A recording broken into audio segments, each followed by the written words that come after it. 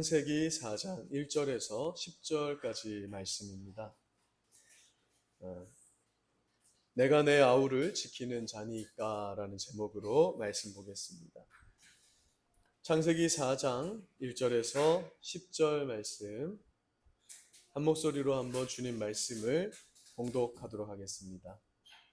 같이 읽겠습니다. 시작.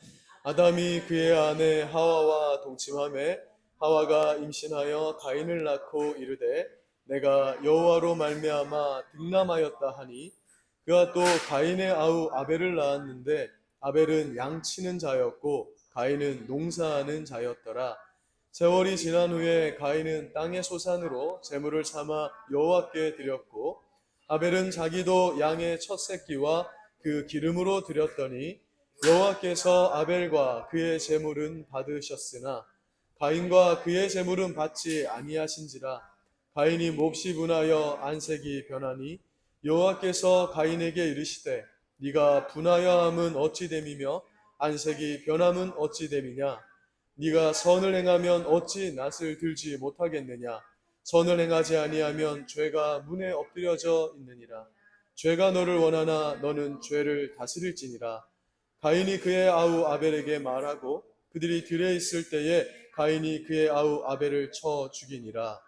여호와께서 가인에게 이르시되 네 아우 아벨이 어디 있느냐. 그가 이르되 내가 알지 못하나이다. 내가 내 아우를 지키는 자니이까. 이르시되 네가 무엇을 하였느냐. 내 아우의 핏소리가 땅에서부터 내게 호소하느니라. 아멘. 네. 하나님께 범죄하여서 에덴 동산에서 쫓겨난 아담과 하와는 가인과 아벨을 낳았습니다. 가인이 첫째고 아벨이 둘째였어요. 세월이 지나 가인과 아벨이 성장합니다. 그래서 자기 직업을 가지게 되는데 가인은 농사 짓는 사람이 되었다 합니다. 그래서 하나님께 그 농산물을 가지고 제사를 드렸고 아벨은 목축업을 했는데 양을 잡아서 하나님께 제사 드렸다 이렇게 말씀합니다. 그런데 하나님이 아벨의 제물만 받으시고 가인의 제물을 받지 않으셨어요. 히브리서 11장 4절을 보니까 가인은 믿음으로 하나님께 제물을 드리지 않았다. 아벨은 믿음으로 하나님께 제물을 드렸다. 그래서 아벨의 제사를 받으셨다라고 말씀합니다. 이는 하나님께서 반드시 짐승을 잡아서 예배를 드려야 된다라고 말씀하셨는데 가인이 그 하나님의 말씀을 경홀히 여긴 거예요. 이 이후에 이스라엘 백성들을 다 짐승을 잡아서 제사를 드리게 되잖아요. 그런데 그게 뭐 중요하냐? 내 뜻대로 내가 원하는 대로 예배해야지. 그게 가인의 잘못이었습니다. 하나님 그런 예배를 받지 않으신다는 거예요. 그런데 문제는 이 뒤에 벌어집니다. 가인이 몹시 분해했다. 그래서 안색이 변했다 이렇게 성경은 말씀하는데 자기 동생 아벨을 들로 불러내가지고 돌로 쳐 죽였다. 인류 최초의 살인사건이었습니다. 그것도 피를 나눈 형제를 죽인 사건이었습니다.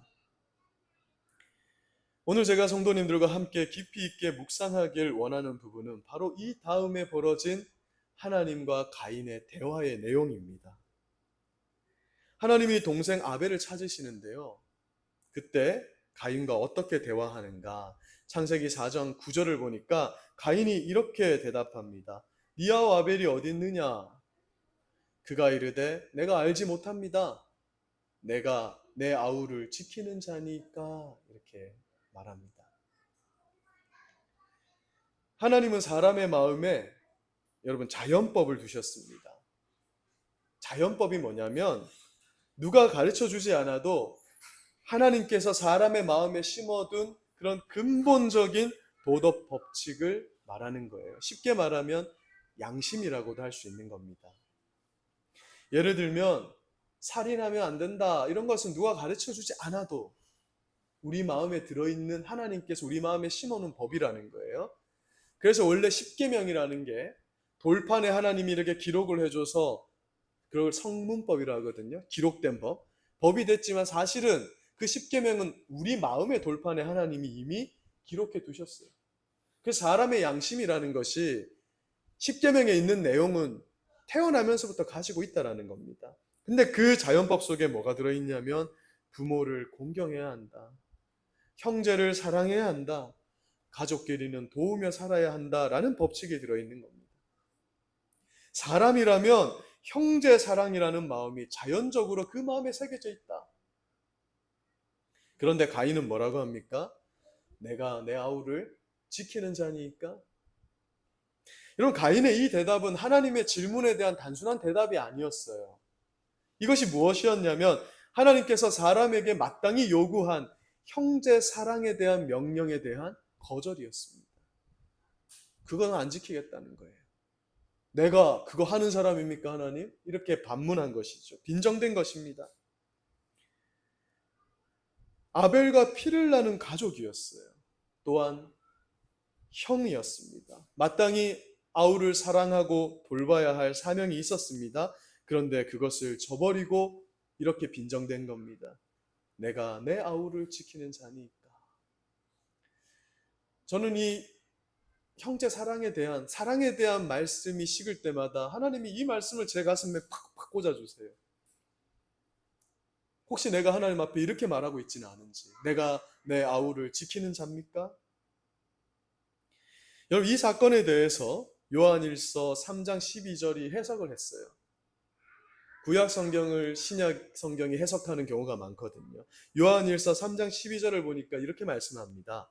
같이 한번 읽어보겠습니다. 시작. 가인같이 하지 말라. 그는 악한 자에게 속하여 그 아우를 죽였으니 어떤 이유로 죽였느냐? 자기의 행위는 악하고 그의 아우의 행위는 의로움이라.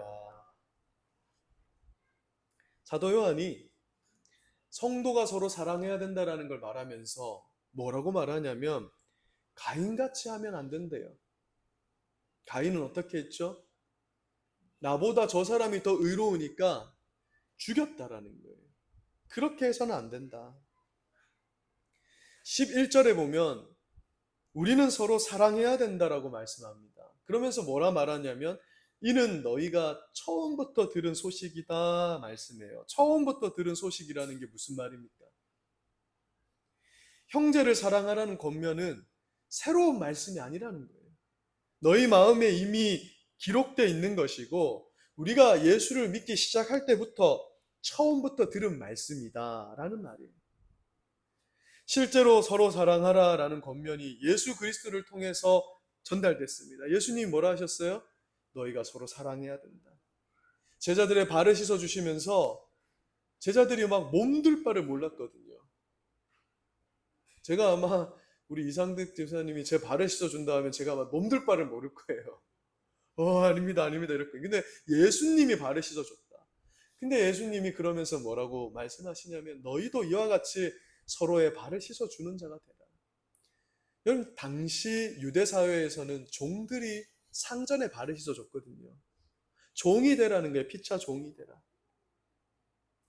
다시 말해서 형제 사랑의 메시지는 해도 되고 안 해도 되는 메시지가 아닙니다. 예수 그리스도를 믿는 신자라면 예수님이 우리에게 그러하셨기 때문에 그렇게 해야 되는 마땅한 하나님의 명령이라고 말씀하고 있는 거예요. 요한일서 3장 14절에서도 이렇게 말씀합니다. 우리는 형제를 사랑함으로 사망에서 옮겨 생명으로 들어간 자들이다 라는 거예요. 사랑하지 않는 자는 아직도 사망에 머물러 있다. 이게 무슨 말이냐면 너희가 진짜 구원받은 자라면 여러분 동전의 양면을 구별할 수 없잖아요. 그와 같이 형제 사랑은 반드시 나타나게 돼 있는 신자의 특징이다. 너희가 만약 이것이 없다면 혹시 아직 사망에 머물러 있는 것은 아닌가를 걱정해봐라, 염려해라 이렇게 말씀하는 겁니다.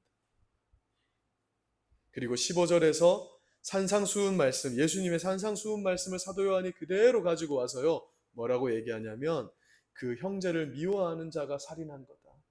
예수님 그러셨잖아요. 미워하는 마음을 먹을 때 이미 살인한 것과 동등하다라고. 영생이 그 속에 없는 것이다. 가인은 악한 자에게 속해서 형제에 대한 사랑이 없었습니다. 그래서 그 동생을 죽인 대표적인 인물이 되었지만 너희는 성령 안에 거하는 자들이 아니냐. 그러니까 마땅히 형제를 사랑하는 것이 옳다. 이렇게 말씀한 것입니다. 근데 여기서 사도 요한이 가인같이 하지 말라라고 하는 말씀은요, 단순히 우리 혈육적인 형제 자매를 사랑해야 된다라는 의미를 넘어서는 것입니다. 예수 안에서 한 형제가 된 그런 성도들이 서로 사랑해야 된다라는 것을 지금 강조하고 있는 거예요. 사랑하는 여러분, 우리 성도들이 서로 부르는 교회 안에서의 독특한 호칭이 뭡니까?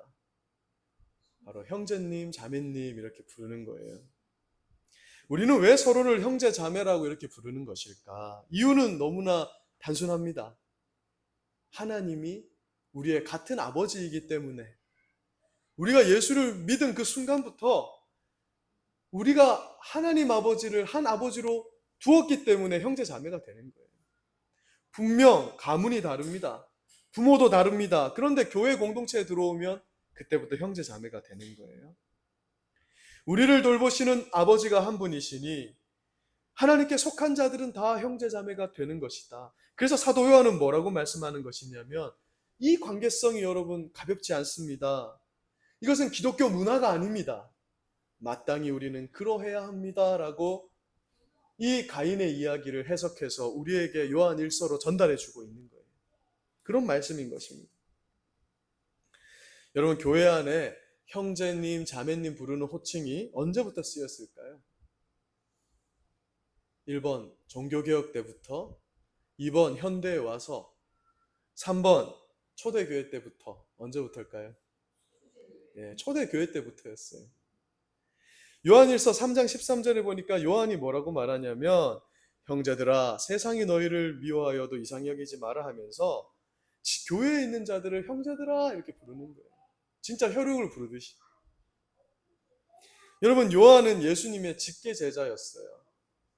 요한 1서를 수신하는 교회의 성도 중에서 나이가 가장 많은 자 중에 하나였을 겁니다. 그런데 나이가 어린 자도 있었을 것이고, 신분적으로 당시에는 신분사회니까 천한 자들도 있었을 것이지만, 요한은 다 동등한 형제 자매라고 부릅니다. 왜? 하나님이 한 아버지이시고 우리는 다 가족 공동체가 되었다, 이렇게 말하는 거예요.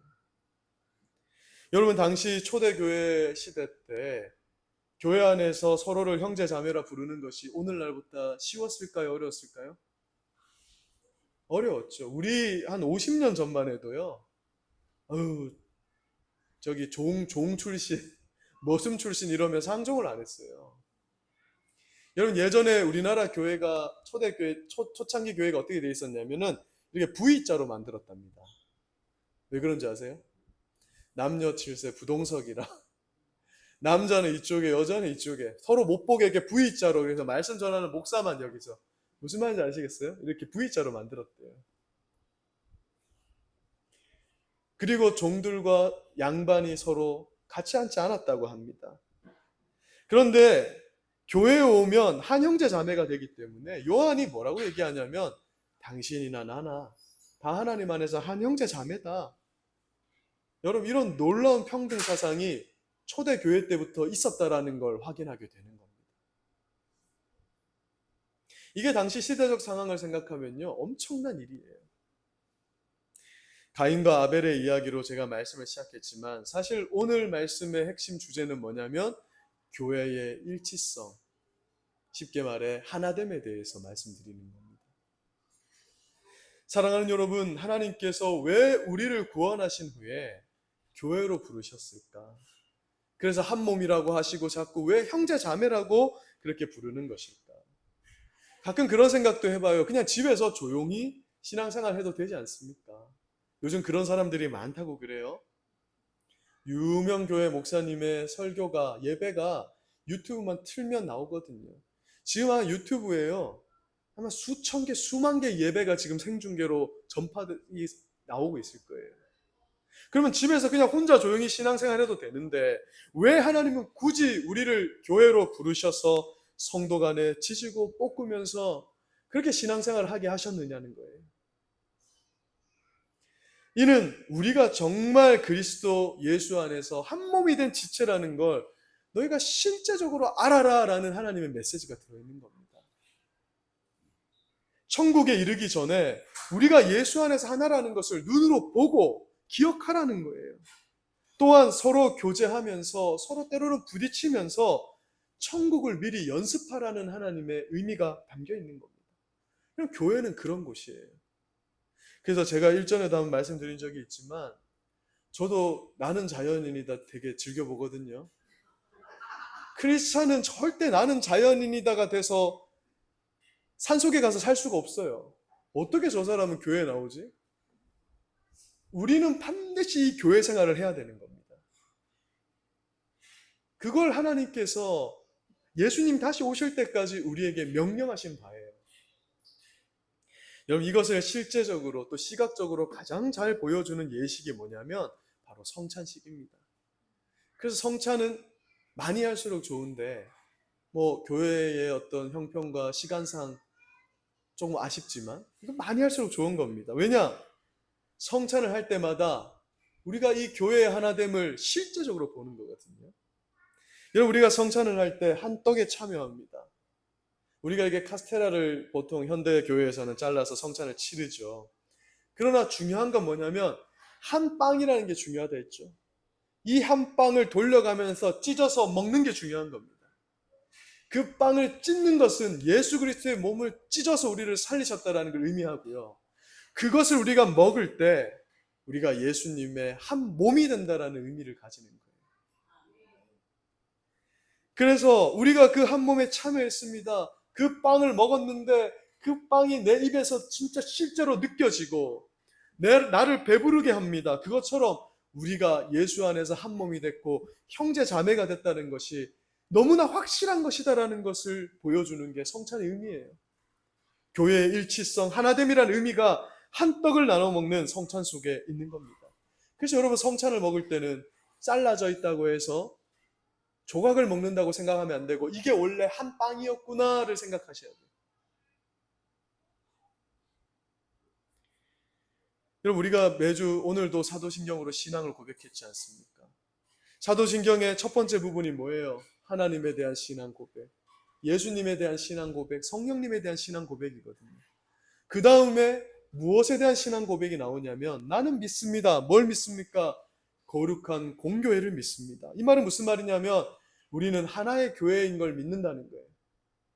아름다운 고백교회, 포항 동일교회, 포항 믿음의 교회, 제일교회 이렇게 나뉘어져 있지만 우리가 오늘 신앙 고백을 하면서 모든 교회가 이 사도신경의 내용으로 신앙 고백을 하잖아요. 이 신앙 고백을 하면 예배드리는 교회는 다 예수님의 하나의 교회라는 의미를 가져요. 그걸 믿는다는 거예요. 떨어져 있지만. 그리고 우리 개개의 성도가 다 지금 개체로 살아가지만 우리는 하나인 걸 믿는다를 고백했어요. 그리고 성도의 교제를 믿는데요. 이건 무슨 말입니까?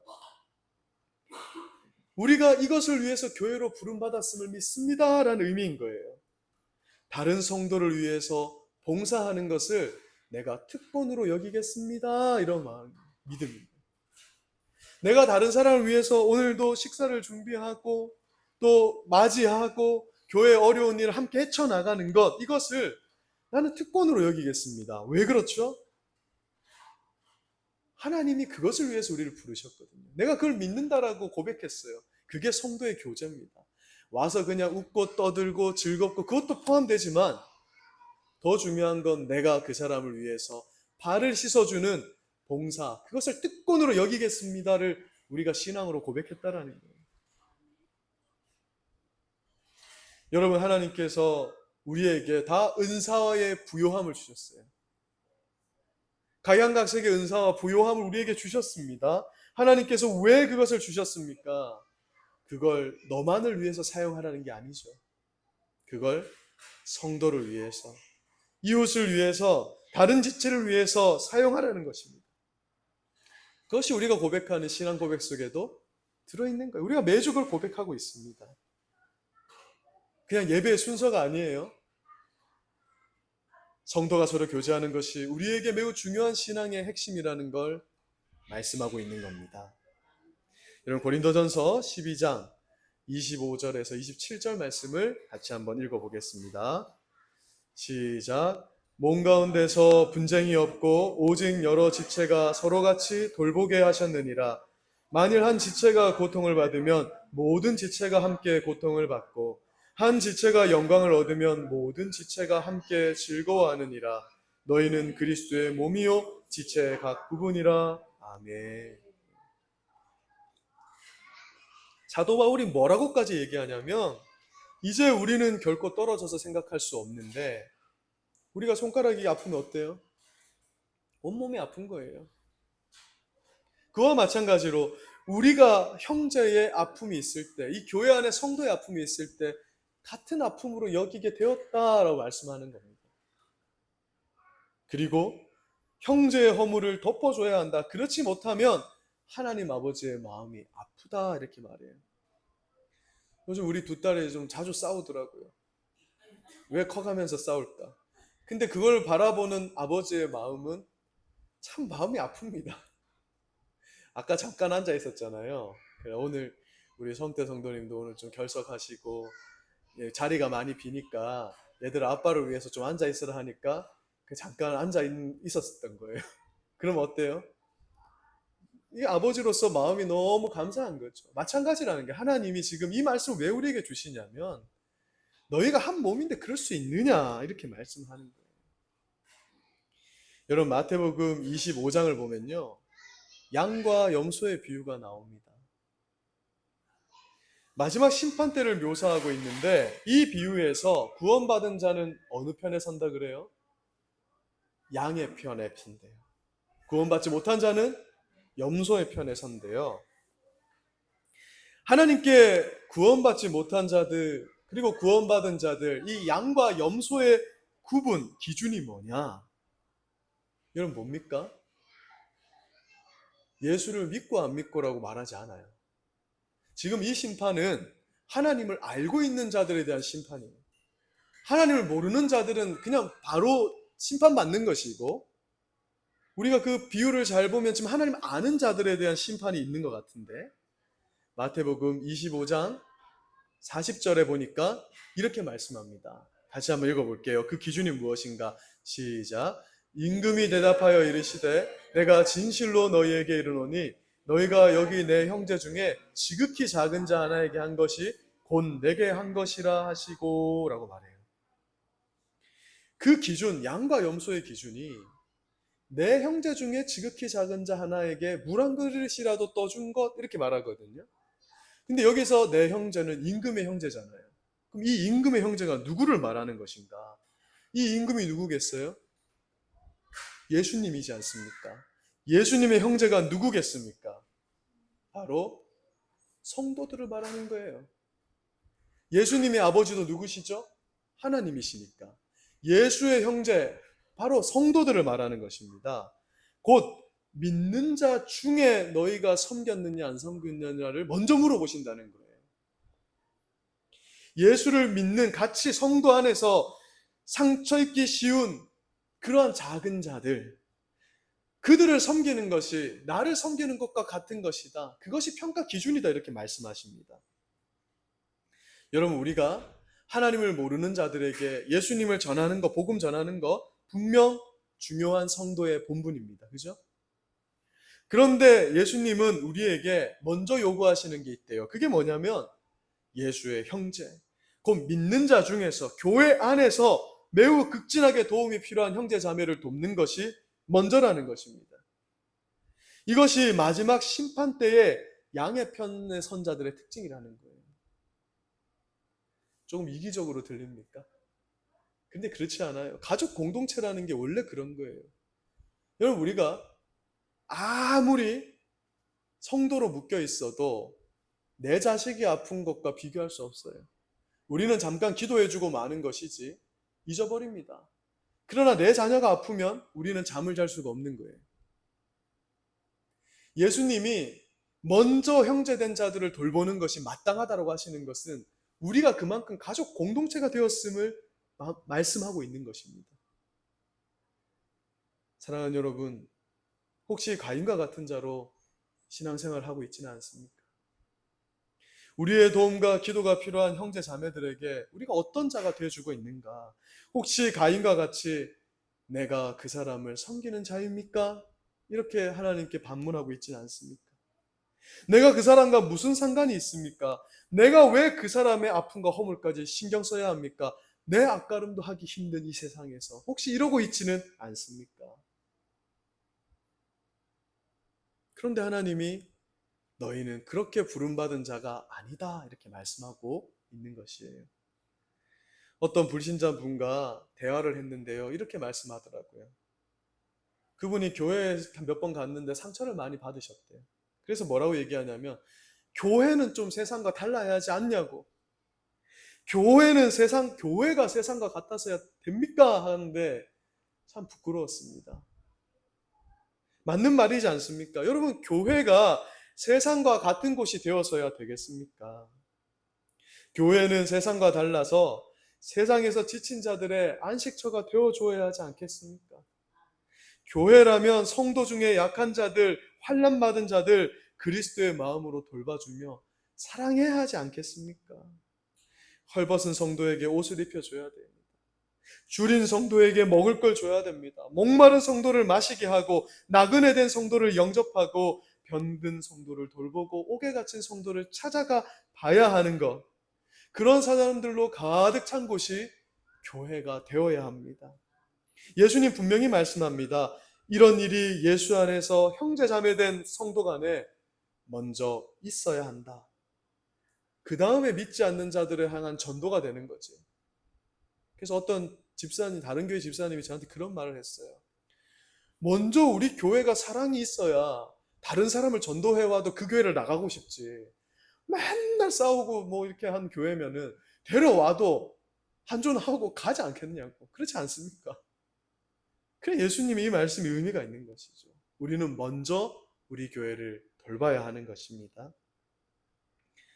베드로전서 4장 7, 8절에서 그래서 베드로 사도는 마지막 때가 될수록 만물의 마지막이 가까이 올수록 우리는 더욱 뜨겁게 사랑해야 된다. 사랑은 허다한 죄를 덮는다. 이렇게 말씀하고 있습니다. 여러분 사랑이 바로 정답이라는 거예요. 옆에 분에게 이렇게 한번 얘기해 주세요. 사랑은 허다한 죄를 덮습니다. 시작. 사랑은 허다한 죄를 덮습니다. 아멘. 사랑만이 정답이라는 거예요. 그러니까 여러분 교회는 이런 자들이 모여야 되는데 근데 문제는 뭐냐? 교회는 이렇게 되어가는 사람이 있다는 게 문제인 거예요. 이렇게 만들어진 사람이 교회에 있는 게 아니라 교회는 어떤 사람들이 모여 있죠? 죄인들이 모여 있습니다. 내가 죄인인 걸 아는 사람들이 지금 교회에 모여 있어요. 죄인들이 모여 있는 교회에 어찌 여러분 허물이 없고 약점이 없겠습니까? 그런데 오늘 베드로 사도가 우리에게 말씀합니다. 우리에게 한 가지 무기가 있다. 그것은 바로 사랑으로 그것을 덮어버릴 수 있다. 그것이 바로 교회다. 그래서 교회는 세상의 희망이다. 저 성도는 희망이 있는 거예요. 그래서 왜? 성령께서 그를 사랑으로 변화시켜가고 계시기 때문입니다. 여러분 세상은 다 분열하려고 해요. 세대는 자꾸 분열하려고 합니다. 우리 세대들은요 자꾸 어른들이 하는 걸 하기 싫어해요. 카카오톡을 별로 안 하고 싶어하고 자기들끼리 자꾸 어떤 다른 메시지를 찾아 나서요. 자기들만의 언어를 자꾸 씁니다. 왜 그럴까요? 세상은 자꾸 분열하려는 특성을 가지고 있기 때문이에요. 그런데 그리스도의 한 몸 된 교회가 어떻게 그 그리스도의 몸을 찢으려고 하느냐 이렇게 오늘 하나님께서 우리에게 묻고 있는 겁니다. 내가 아우를 지키는 자입니까? 내가 그와 무슨 상관입니까? 왜 항상 내가 참아야 합니까? 이렇게 말을 할 수가 없지 않느냐. 그것은 하나님의 마음을 찢는 것이다. 그렇게 말씀하는 거예요. 하나님의 우리를 향한 사랑을 안다면 우리는 결코 그럴 수 없을 것입니다. 그래서 우리 성도님들이 서로 사랑함으로 우리가 어찌하든지 힘써서 사랑함으로 정말 그리스도의 한 몸을 이루는 아름다운 고백교회가 되기를 간절히 소망합니다. 말씀을 마무리하겠습니다. 여러분 제가 놀라운 사실 하나를 알려드리겠습니다. 이게 뭐냐? 지금 내 옆에 있는 이 분이 나와 영원히 함께 봐야 될 형제 자매라는 거예요. 영원히 함께 봐야 돼요. 물론 지금은 우리가 다 죄악된 본성을 가지고 있기 때문에, 그죠? 아직까지 우리가 천국에 갈 새 사람이 된 게 아니잖아요. 새 사람이 이미 되었지만 그렇게 성화되어 가는 중이기 때문에, 야, 저 인간을 어떻게 영원히 봐야 되나 할 수 있어요. 그러나 중요한 것은 뭐냐면, 우리는 분명 영원한 천국에서 영원히 함께 보며 살아야 될 존재라는 겁니다. 그래서 예수님이 우리에게 자꾸 뭘 강조하냐면, 그럼에도 너희는 사랑하고, 그럼에도 너희는 이해하고, 그럼에도 너희는 함께 살아야 된다. 그것을 연습하는 것이 이 땅의 교회다. 그렇게 말씀하고 있는 것입니다. 여러분, 그래서 자꾸 교회 안에 우리는 적을 만들면 안 됩니다. 우리의 원수는 누구죠? 주적을 바로 알아야 돼요. 주적은 마귀 사탄이에요. 마귀 사탄이 자꾸 저 성도를 나쁘게 보이게 만드는 거예요. 그걸 볼 수 있는 영적 분별력과 실체가 있어야 되지 않겠습니까? 어떻게 이길 수 있다고요? 사랑이 허다한 죄를 덮는답니다. 사랑을 달라고 기도할 때 그 사람이 안 보이는 거예요. 여러분 다 여기는 오늘 다 이제 대관 형제 빼고 다 결혼하셨네요. 우리가 어떻게 결혼한 줄 아십니까? 눈에 콩깍지가 씌어서 결혼한 거잖아요. 사랑은 그 사람의 허다한 죄를 덮어가지고 결혼까지 간 거예요. 대관 형제 그렇습니다. 그렇기 때문에 사랑이 허다한 허물을 덮는구나. 예수 그리스도로 말미암아 우리가 사랑으로 그렇게 만들어져가는 우리 아름다운 고백교회가 되기를 주님의 이름으로 축원드립니다. 그때 아마 우리가, 저는 분명히 지난주 우리 이기환 목사님 오셔서 축복처럼 예언하셨지만, 이곳에 있는 분들이 너무 중요하십니다. 우리 교회가 나중에 참 부흥하게 돼도요, 지금 현재 계신 성도님들의 이 헌신과 이 노력을 하나님 기억하십니다. 반석과도 같은 거예요. 저는 너무나 감사하고요. 우리가 그런 교회로 빚어져가는 과정에서 오늘 하나님 이 말씀 주셨는 줄로 믿습니다. 우리 그리스도 예수의 한 몸으로 아름답게 세워지는 아름다운 고백교회가 되기를 주님의 이름으로 간절히 소망합니다. 기도하겠습니다. 하나님 아버지 감사합니다. 오늘 귀한 말씀을 주셨습니다. 그러나 우리가 지키기 어렵고 감당하기 어려운 말씀이기도 합니다. 혈육의 형제 자매도 사랑하며 살기 힘든데 이 교회에 남남과도 같은 자들이 모여서 사랑하는 것이 어찌 쉽겠습니까? 그러나 우리가 오늘 말씀을 기억하면서 내가 내 아우를 지키는 자니까 라고 말하는 자들이 아니라, 하나님 우리 형제 자매가 되었으니 하나님 아버지를 한 아버지로 모시는 그런 성도들이 되었으니 서로 사랑하며 살겠습니다라고 고백하는 우리 귀한 성도들의 모습이 되게 하여 주시기를 간절히 기도합니다. 그러한 사랑하는 모습으로 우리가 끝까지 사랑하며 이 마지막 때의 사랑으로 모든 허물을 이겨내며 주님 다시 오실 때까지 버텨내며 그렇게 나아가는 우리 교회가 되게 하여 주시옵기를, 우리 성도들이 되게 하여 주시옵기를 간절히 기도합니다. 감사드리며 예수님의 이름으로 기도드립니다. 아멘.